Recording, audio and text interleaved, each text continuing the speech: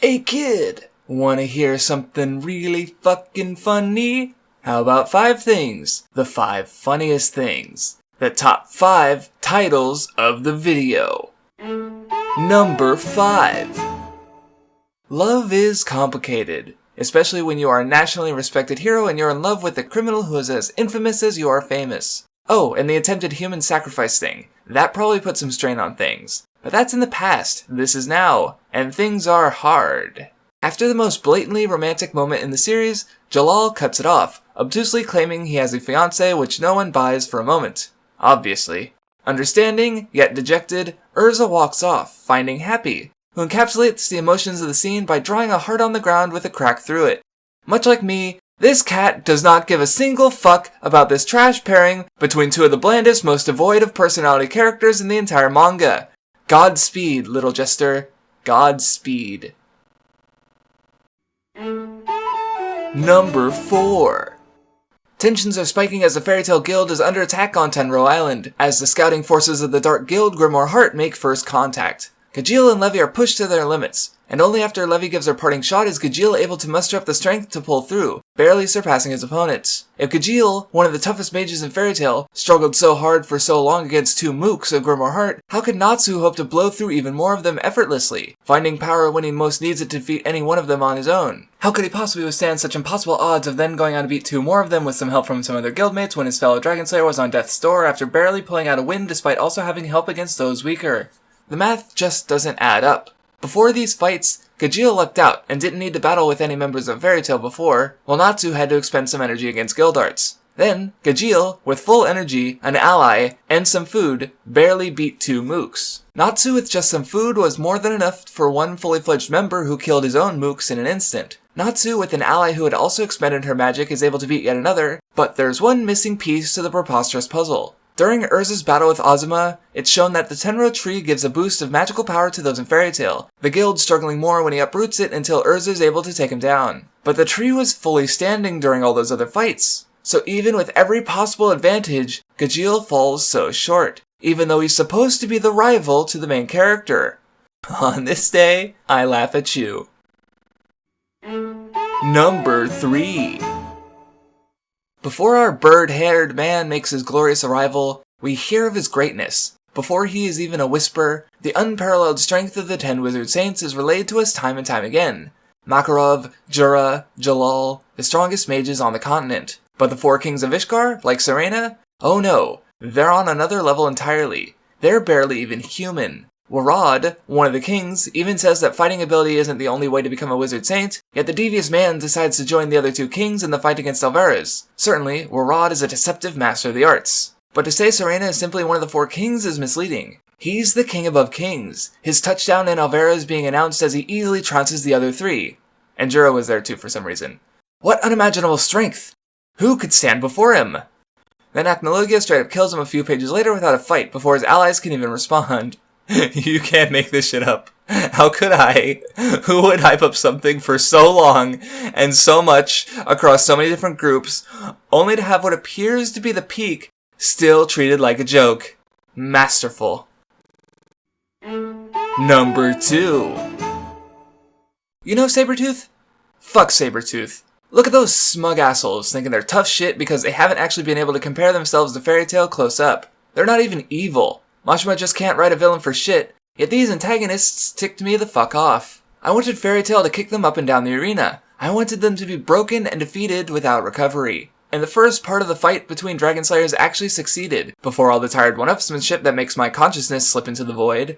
But after that was when it really gets good. Jeremiah is fucking pissed. His guild lost, and now he's got some asses to kick into gear. Lecter tries to calm his rage, but Jeremiah snaps, erasing Lecter from existence. Sting attacks in rage and whatever, but the sheer attempt at weight and melodrama only reminds me of one thing.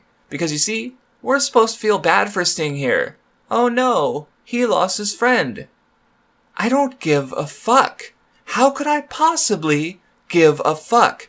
There is not one thing about these smug shits that's remotely redeemable. So this fucking cat getting annihilated makes me lose it every single time without fail. Cry more, faggot.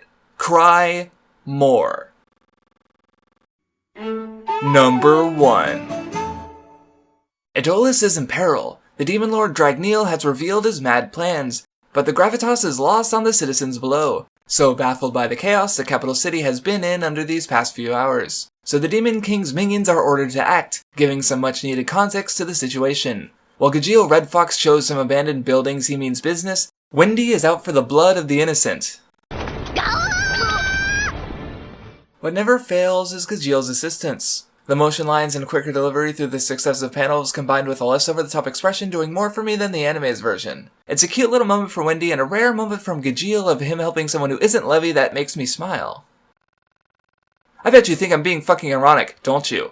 I'm working on a 277 plus part analysis breaking down how Fairy Tail fails in its countless avenues. How can I have anything good to say about Fairy Tail? Well, I legitimately find these moments funny. I'm not supposed to for 3 of them. For one of them, I might find it funny for reasons not intended, but for this one, it's a rare instance of a joke landing for me exactly as intended, which is why it placed it first, even though it's not the funniest moment in the series. That honor belongs to Lecter. Mashima is not good at writing comedy that's going to hit for me, something not true of other manga in the same demographic, gag or otherwise. Of all his jokes, the ones most memorable are the running gags. Tired, running gags. How is Gray losing his clothes supposed to be funny when he's out of his clothes so often that I actually don't notice until it's pointed out to me? Does this count as observational humor? The least pointed and transformative observational humor imaginable? While that gag has nothing transformative, even when Mashima is able to twist something around, it's no guarantee that it will be funny. The Dragon Slayer's weakness to moving vehicles is explored the most. From the Dragon Slayer race to avoid last place during the Magic Game, to the true final boss Acnologia getting hit with it while chasing the flying ship Christina.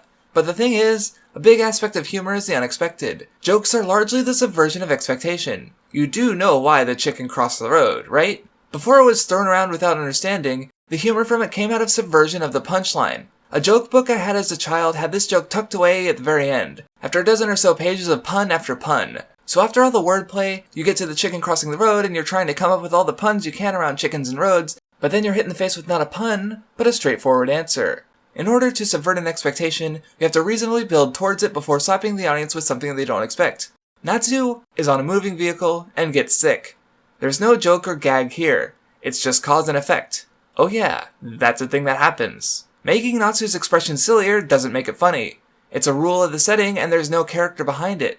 How can it be humorous? Because Natsu's so cool normally? Mashima likes undercutting the coolness of his guys, but they have to be cool in the first place for that to work. Why do Dragon Slayers even get motion sick? There's no way to explain it and also make it funny, but as is, it's not weird or silly enough to be naturally funny either. The only reason I might have to think it was supposed to be funny is because Mashima wants you to think it's funny. The same goofy expressions and loud exclamations pointing out the joke as he does with every joke, removing any chance of it being surprising. So by and large, the only way I can find humor in Mashima's work is when it emerges accidentally. It's not enough to make the manga worth reading, not by a long shot, but it's something. A nugget of enjoyment in the 60-volume mammoth I've gone through multiple times for this shit. Maybe that's the real joke.